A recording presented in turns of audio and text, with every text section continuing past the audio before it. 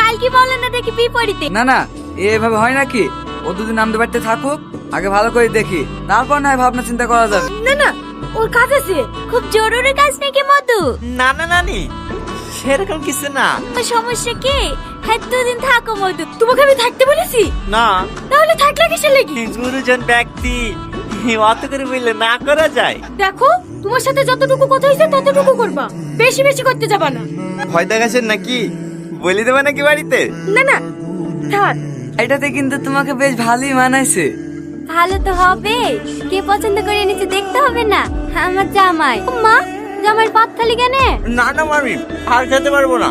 তাই বললে হয়? আর একটু খাও। যাই বলেন মামি, আপনাদের রান্না কিন্তু অসাধারণ। মাংসটা যা হয়েছে না, তুমি একটু খেয়ে দেখো সালমা।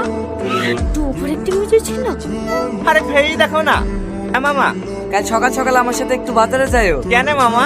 ভাবছি কাল কি তোমাদের আশীর্বাদটা সেরে ফেলবো।